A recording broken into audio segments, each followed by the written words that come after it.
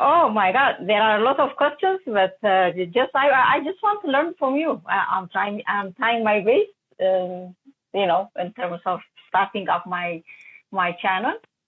You have been very inspiring. I should tell you that. Yeah, I'm really happy to be part of your team, and I have a lot of questions. Right now I'm struggling with my schedule, and I was wondering how if you ever had any scheduling problem when you initially start. I think scheduling is always the problem. I think it's the biggest problem. Even now, it's an ongoing issue of what's the best use of my time? Like constantly asking myself, what's the best use of my time? And when I was first getting started, it was still the same thing. I remember walking to my office every day and I'd ask, what's the best use of today? What's the best use? Just constantly. And you've got a life as well that you have to balance. And I don't know if there's, other family members that you have to take care of or look after. Absolutely. So it's all part of it. Like, what is a balanced, ideal life for you look like? And you don't want to spend all day working, but you don't want to spend all day with the family either. And you don't want to spend all day sleeping either, right? So it's, what does that balance look like for you? And then on the work side of things, what's going to be the best use of your time to help you get the goals that you've got for yourself? So scheduling was a problem for me at the beginning. It's still, I consider myself really good at scheduling, but it's still an ongoing, almost everyday question of every morning I pull up my phone and I look at what I'm about to do today. So this morning I wake up, I go to the bathroom, I pull up my phone and look at, I got Movement Makers, I got IG Live, I look through my list of things and it's constantly asking myself, is this worth it? I'm going to do it today, but is it worth it for next week? Or do I need to make a shift? Thank you so much. That's a big lesson. I haven't taken everything, but I've tried to work on my schedule because I'm managing a small business. I'm the only one employee and I have to do everything literally. I'm pulling in my children's schedule in so that they can help me. I can sneak out some time. I will keep on. Then this is a very good experience I get from you. I really want to know how much you have followed or assessed the comments of your viewers to develop. How do I use comments to create content? Yeah. At the beginning, there were no comments. At the beginning, I had no comments. Yeah. I was at the beginning. In Built to Serve, I share, I forget what page it is, but I share a picture of my first video. And in a year, I only had 3 comments on it. One was my sister, one was my mom, and one was some random dude, right?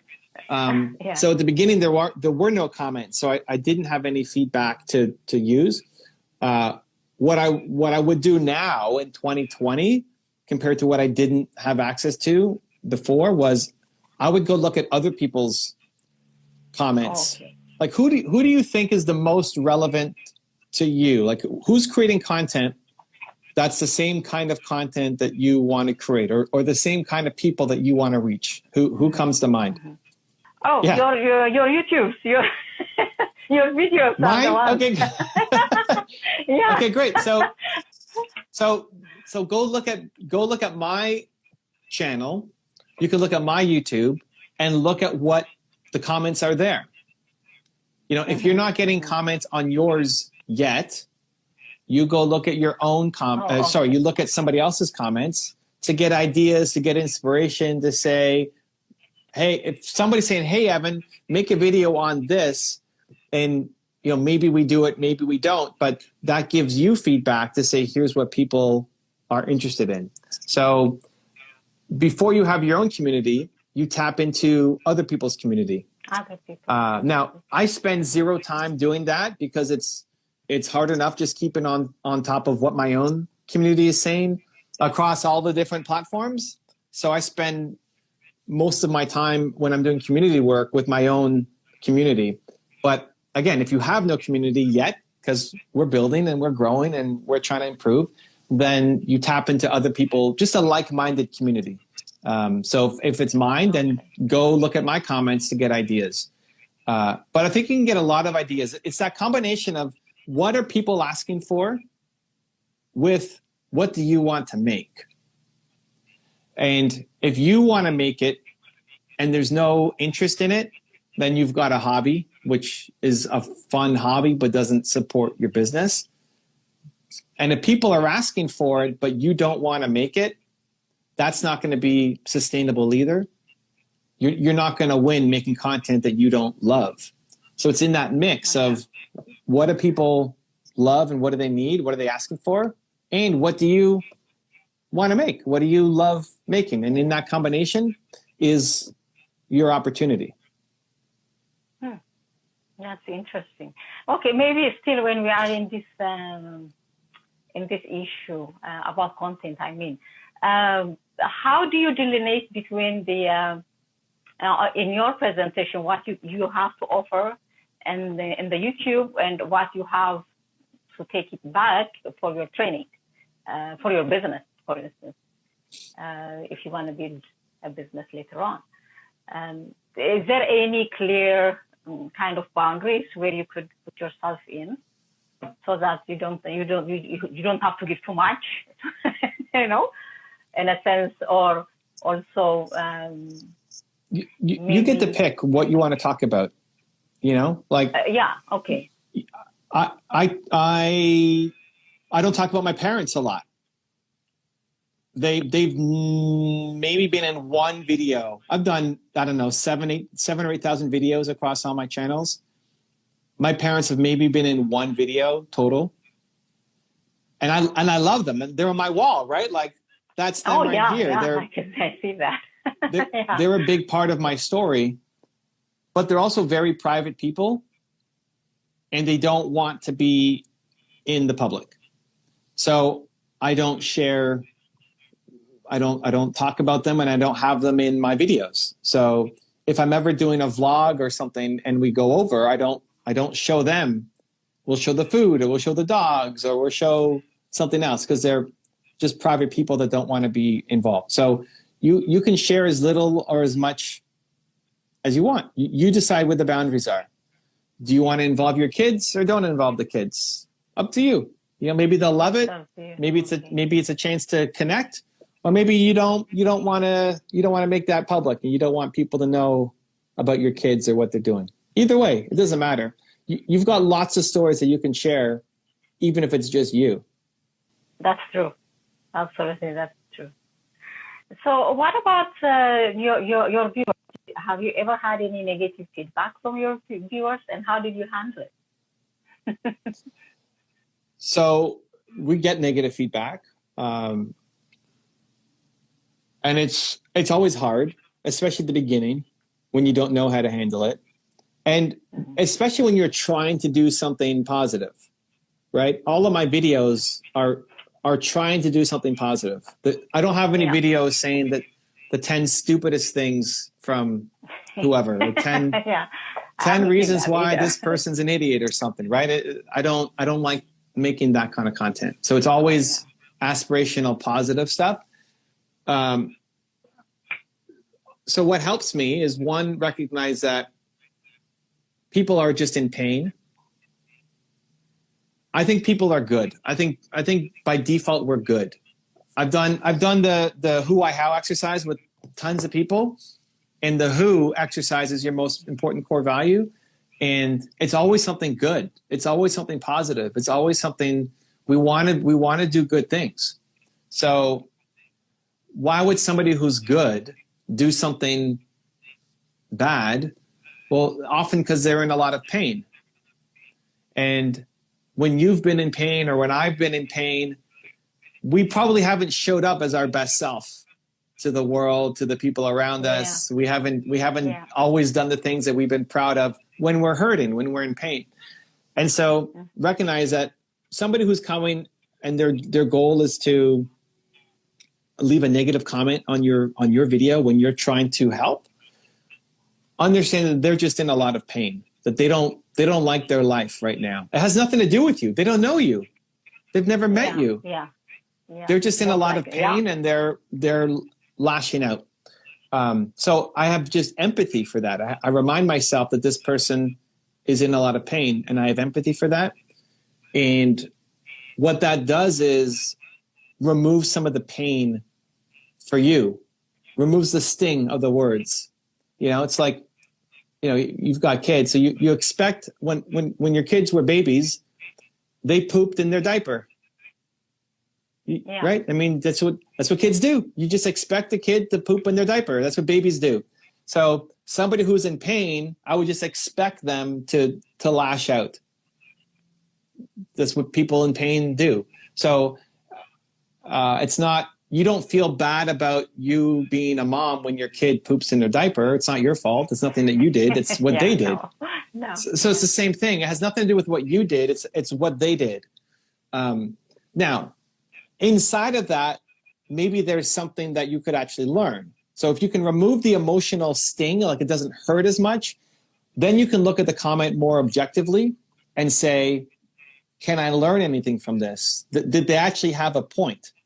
Right? So if somebody came and looked at my video and said, Evan, you know, you suck. I hate you. You've got a big nose and I hate the sound of your voice and, you know, whatever, all this stuff. And you know, your microphone is crap and they just keep going on. If you take away all the personal attacks, maybe the microphone is crap is good feedback. Like maybe my microphone is bad. Yeah. Maybe the audio was bad. Maybe our edit was poor, right? And we'll just often label them as haters or trolls or losers. But if you can learn to try to not be emotionally attached to the feedback because you recognize that they're in pain and you have empathy for them, there might be something you can learn from some of the feedback. Not all of it. There'll be some feedback that's just, there's nothing you can learn from it. It's just angry. It's an angry person. But there will be some that you can actually learn from. Because if you can only take feedback when it's nicely given, right? If you can only take feedback when it's, hey, I love what you're doing and it's amazing. And I have one little tiny suggestion, but I love what you do. Like if that's, for some people, that's the only way they can take feedback. You're never going to get the honest truth because it has to be surrounded by so much love for you to hear the message. Yeah. So I love it when people are honest, when people are blunt, when people tell me what's on their mind. You just have to be able to take out any personal. I don't think you get a lot. I mean, I don't get a lot. If you look at my comments, my community is pretty I have seen. Awesome, right? But same thing. I think for your community, I don't think you'll get mostly negative people. I think you'll get mostly positive people. But when you get 100 comments and 99 are good and 1 are bad, you still have that one just still sticks out. You still question. So, it empathy. Doesn't, it cannot just, empathy. Okay, that's a big word. Yeah. Thank you for that. So about your coaching experience, that's also something I want to learn from. What are your best, takes from the people you've met in your service, and how do they contribute to your life? Well, you want to, we all want to feel like what we do matters and is important, right? Like you want to wake up and feel like today matters. And looking at my YouTube channel, we're going to get 300,000-400,000 views today on the YouTube channel. And I don't know what that means. Like, it's just too big a number. But coming here and talking to you makes me feel good. Makes me feel like it matters. Being in Movement Makers this morning was awesome. Oh, yeah. Like, it was really awesome. Yeah. It makes me feel like the work that I do matters. And so coaching, I think, is a great way to feel connected to the work that you're doing. Sometimes just making a video by yourself in your room doesn't feel important. But when somebody's in front of you and you're helping them, it'll make you feel more important, more valuable, like it matters. So I'm a fan of it for that reason. I think it's also the fastest path to making money for a lot of people, because selling a book or selling a course is doable. Just it's a lot of little dollars at a time, and it takes a long time to actually create. Where if you can coach, you can charge for your coaching services and start to make money doing that. And that actually helps you make better products, better books, better services, because you create products around the things that you're coaching on. Whatever question you've been asked, why did I write Built to Serve, is because so many people ask me, how do I find my purpose? Well, it's not hard. You go through the who, why, how process. And I helped so many people through it that then I wrote the book on it. So I recommend coaching as much as possible, even if your long-term goal is to be a speaker or be an author or create a course. Coaching is step number one to get as close to your community as possible. Okay. Thank you. Yeah, that's what is in my heart, actually, to be a coach instead of being a speaker. So do you think that everyone can be a coach, or do somebody need to have certain qualities to be that? That's an interesting question. I think we all are in some respect. Like, I think every parent is a coach. You're coaching your kids. I think every brother, every husband, every wife, every mother, every sister, like, we're all coaches. It may not be a business, right? It may not be a business that we're doing, but I think the ability to learn, coaching is really listening to people, giving them a space to share, and then help them get a result, like help them shift from where they're at to get to where they need to be. And I think that's a great skill for everybody to learn. I think some people want to do it as a profession, and I think a lot of people just need to learn it just in their own personal life, but they don't want to make that their business. In your experience, what's the average time it takes for a person to be a good coach? You know, I think it's the willingness to try to be them. Like, it's the willingness to step, I call it wearing their skin.